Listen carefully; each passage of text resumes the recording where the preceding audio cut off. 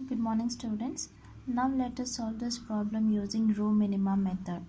So in row minima method, I told you we are going to select the first row and keep on solving the problem till we eliminate that row.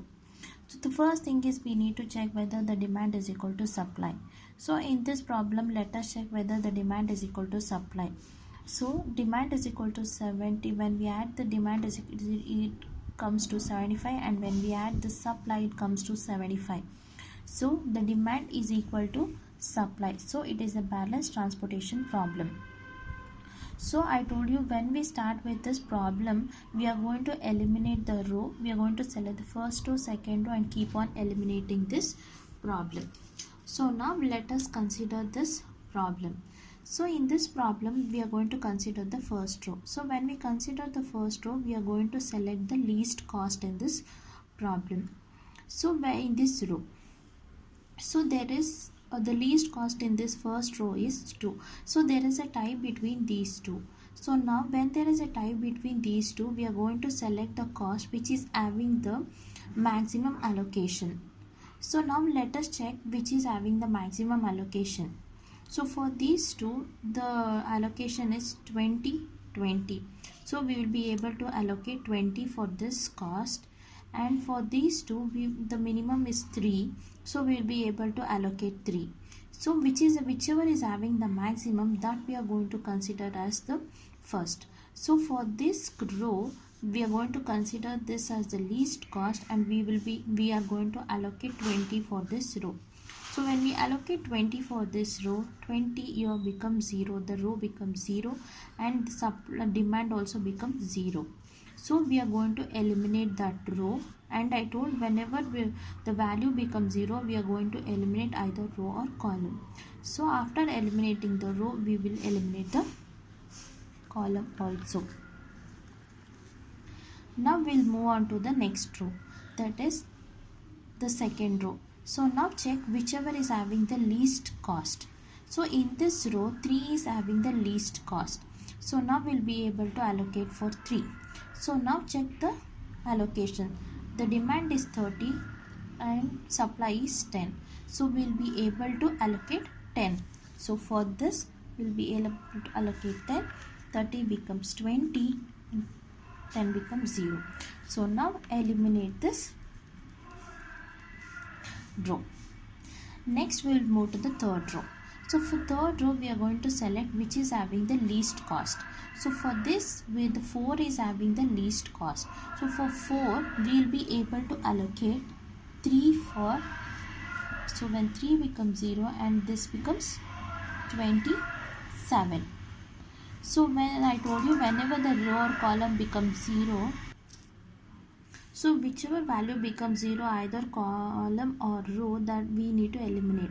So for this, this column has 0. So now I am going to eliminate this column. Okay. So the row has not been eliminated. So next I need to check the minimum cost in this row. Now the minimum cost out of 7 and 6 is 6. So now I will be able to allocate 6 for. So I'm going to check the demand and the supply. So demand is 15 and supply is 27. So I'll be able to allocate 15. So this becomes 0 and this becomes 12. So still I am not able to eliminate the row. So I need to go for further allocation. Now the demand has become 0. So I will eliminate this column. So now as it is a row minima method, my row has been not eliminated still. So I need to go for the next allocation. So when I go for the next allocation, the remaining two cells are 7 and 7. So now check which will be able to have the maximum allocation.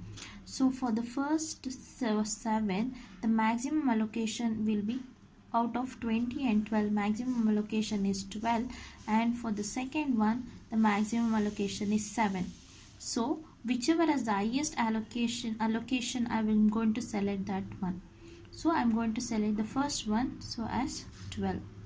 So I'll be allocating 12 for this. So when I allocate 12, it becomes 0 and this becomes 8. So now the row has become 0. So now I'm going to eliminate this row. Next I'll go for the second last row. So in this row, either all the other elements are eliminated. The remaining cost is 8 and 7. So the least is 8. So for 8, I will be going to allocate 8 for this cell. So when I allocate 8, it becomes 0 and this becomes 7. So now whichever row I told you, whichever row or column becomes 0, that I need to eliminate. So now I'm eliminating this column, but still I have 9 one more value. So for this cell I will be able to allocate 7. So I'll be able to 7 becomes 0 0. So I told for the last row you can either eliminate row or column. So I will eliminate this row. After eliminating this row, now find the total cost. So total cost is equal to 2 into 20 plus 3 into 10 plus 7 into 12 plus 6 into 15 plus 4 into 3 plus 8 into 8 plus 9 into 7.